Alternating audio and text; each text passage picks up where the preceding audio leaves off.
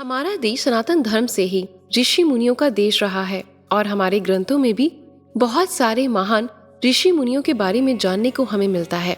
उनमें से एक बहुत ही ज्यादा क्रोधित ऋषि थे जो थे दुर्वासा। वो किसी को भी श्राप दे देते थे, लेकिन एक बार उनका दिया हुआ श्राप उन्हीं पर भारी पड़ गया और वह सुदर्शन चक्र के डर से तीनों लोकों में छिपने लगे।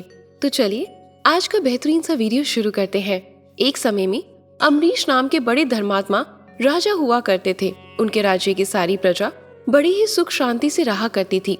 वे सभी मोह माया से दूर निश्चिंत होकर अपना अधिकतम समय ईश्वर की आराधना में लगाते थे। राजा अम्बरीश भगवान विष्णु को ही अपना सब कुछ मानते थे।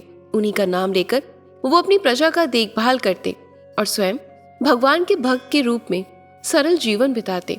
उनको दान पुण्य और परोपकार करते ऐसा लगता मानो जैसा स्वयं भगवान ही सब कार्य अपने हाथों से संपन्न कर रहे हों। उनका मानना था कि संसारिक सुख सब एक दिन नष्ट हो जाएंगे, लेकिन भगवान की भक्ति लोक परलोक तथा सर्वत्र उनके साथ रहेगी। राजा अम्बरीश की ऐसी निस्वार्थ भक्ति से प्रसन्न होकर भगवान ने अपना सुदर्शन चक्र उनकी रक्षा के लिए नियुक्त कर दिया था। एक समय की बात है, अम्बरीश ने 1 वर्ष तक द्वादशी प्रदान व्रत रखने का निश्चय किया। इस दौरान वो ब्राह्मणों को भोजन कराते तथा दान करते। उसके पश्चात ही अन्न जल ग्रहण करते।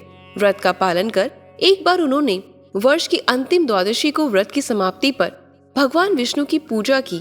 महाअभिषेक की विधि से सब प्रकार की सामग्री तथा संपत्ति से भगवान का अभिषेक किया तथा ब्राह्मणों पुरोहितों को भोजन कराया। खूब दान दक्षिणा भी दी। इसके पश्चात ब्राह्मण देवों की आज्ञा से जब राजा अम्बरीश व्रत की समाप्ति पर पालन करने बैठे ही थे कि अचानक वहां महर्षि दुर्वासा आ पधारे। अम्बरीश ने खड़े होकर ऋषि को प्रणाम करा और आदर से उन्हें बिठाया। साथ ही भोजन करने के लिए प्रार्थना भी करने लगे। दुर्वासा ऋषि ने उनके आग्रह को तो स्वीकार किया, साथ ही ये भी कहा, राजन थोड़ा रुको, मैं नदी में स्नान करने जा रहा हूँ, वापस आकर भोजन करूंगा।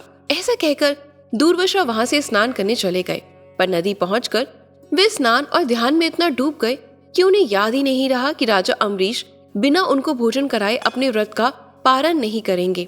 दुर्वासा ऋषि को गए बहुत देर हो चुकी थी। द्वादशी समाप्त होने जा रही थी। द्वादशी के रहते पारण ना करने से व्रत खंडित होता है और उधर दुर्वासा को खिलाए बिना ही पारण नहीं किया जा सकता था। राजा दोनों ही स्थितियों से परेशान थे। अंत में ब्राह्मणों ने परामर्श दिया कि द्वादशी समाप्त होने में थोड़ा ही समय शेष है। पारण द्वादशी तिथि के अंदर ही होना चाहिए। दुर्वासा अभी नहीं आए हैं, इसलिए राजन आप केवल जल पीकर पारण कर लीजिए। जल पीने से भोजन कर लेने का कोई दोष भी नहीं लगेगा और द्वादशी समाप्त ना होने से व्रत खंडित भी नहीं होगा। शास्त्रों के विधान के अनुसार ब्राह्मणों की आज्ञा से राजा अम्बरीश ने व्रत का पारण कर लिया। अभी वे जल पी ही रहे थे कि दुर्वासा वहां आ पहुंचे। दुर्वासा ने देखा कि ब्राह्मण को भोजन कराए बिना अम्बरीश ने जल पीकर व्रत का पारण कर लिया। बस फिर क्या था, क्रोध में भरकर ऋषि दुर्वासा ने श्राप देने के लिए हाथ उठाया ही था कि अम्बरीश ने विनय पूर्वक कहा, हे ऋषिवर, द्वादशी समाप्त होने जा रही थी, आप तब तक आए नहीं थे। वर्ष भर का व्रत खंडित ना हो जाए इसलिए ब्राह्मणों ने केवल जल ग्रहण कर पारण की आज्ञा दी थी। जल के सिवा मैंने कुछ भी ग्रहण नहीं किया है। पर दुर्वासा क्रोधित होने पर किसी की नहीं सुनते।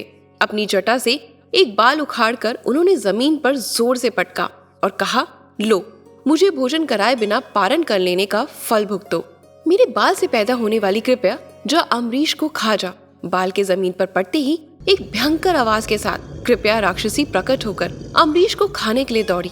भगत पर निर्प्रात कष्ट आया देख उनकी रक्षा के लिए नियुक्त सुदर्शन चक्र प्रकट हो गया और फिर चक्र ने उस राक्षसी का वध कर दिया। भगवान के सुदर्शन चक्र को अपनी ओर आता देख ऋषि दुर्वासा घबराकर भागने लगे, पर चक्र उनके पीछे लग गया। कहाँ वो अम्बरीश को मारने चले थे और कहाँ उनकी अपनी ही जान आ पड़ी। चक्र से बचाते बचाते वे इधर उधर भागने लगे।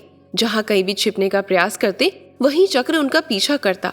भागते भागते ब्रह्मा लोक में वे ब्रह्मा जी के पास पहुंचे और चक्र से रक्षा करने के लिए गुहार लगाई। ब्रह्मा बोले, दुर्वासा, मैं तो सृष्टि को बनाने वाला हूँ, किसी की मृत्यु से मेरा कोई संबंध नहीं। आप शिव के पास जाएं, वह महाकाल है, वही शायद आपकी रक्षा कर सकें।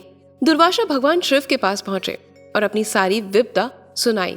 दुर्वासा की दशा पर शिव को हंसी आ गई और वह बोले, दुर्वासा तुम सबको श्राप ही देते फिरते हो, ऋषि होकर क्रोध करते हो। मैं इस चक्र से तुम्हारी रक्षा नहीं कर सकता, क्योंकि ये विष्णु जी का चक्र है, इसलिए अच्छा होगा कि तुम विष्णु जी के पास जाओ। वही चाहे तो अपने चक्र को वापस ले सकते हैं। दुर्वासा की जान पर आ पड़ी थी। भागे भागे वह भगवान विष्णु जी के पास पहुंचे। चक्र भी वहां चक्कर लगाता पहुंच गया। दुर्वासा ने विष्णु से अपनी प्राण रक्षा की प्रार्थना की। विष्णु जी बोले, दुर्वासा, तुमने अपने तप से अब तक जितनी भी शक्ति प्राप्त की है वह सब श्राप देने में नष्ट कर दी। छोटी सी बात पर नाराज होकर झट से श्राप दे देते हो। तुम तपस्वी हो। तपस्वी का गुण धर्म रक्षा करना होता है। तुम ही विचार करो, अम्बरीश का क्या अपराध था? मैं तो अपने भक्तों को हृदय में रखता हूँ। अम्बरीश के प्राण पर संकट आया तो मेरे चक्र ने उसकी रक्षा की। अब ये चक्र तो मेरे हाथ से निकल चुका है, इसलिए जिसकी रक्षा के लिए तुम्हारे पीछे घूम रहा है, अब उसी की शरण में जाओ। केवल अम्बरीश ही इसे रोक सकता है। दुर्वासा उल्टे भागे और अम्बरीश के पास जा पहुंचे। अम्बरीश अभी भी बिना अन्न ग्रहण किए उनकी प्रतीक्षा कर रहे थे। दुर्वासा को देखते ही उन्हें प्रणाम कर कर बोले, हे मुनिदेव, मैं तब से बिना अन्न ग्रहण किए आपकी प्रतीक्षा में यहाँ बैठा हूँ। आप कहाँ चले गए थे? दुर्वासा ने चक्र की ओर इशारा करके कहा, अम्बरीश, पहले इससे मेरी जान बचाओ। ये मेरे पीछे पड़ा है। तीनों लोगों को तब फिर रहा हूँ। ब्रह्मा, विष्णु, महेश, किसी ने मेरी रक्षा नहीं की। अब तुम ही इस चक्र से मेरे प्राण बचाओ। अम्बरीश हाथ जोड़कर बोले, हे मुनिवर, आप अपना क्रोध शांत करें और मुझे क्षमा करें। भगवान विष्णु का ये चक्र भी आपको क्षमा करेगा। अम्बरीश के इतना कहते ही चक्र अंतर ध्यान हो गया और इसके बाद ऋषि दुर्वासा ने राजा को आशीर्वाद दिया और वो अपने आश्रम के लिए निकल पड़े। तो दर्शकों, कैसी लगी आपको आज की मेरी ये कथा? कमेंट करके जरूर बताएं। और अगर आप ऐसे ही धार्मिक कथाएं सुनना चाहते हैं तो हमारे चैनल को लाइक और शेयर जरूर करें। धन्यवाद।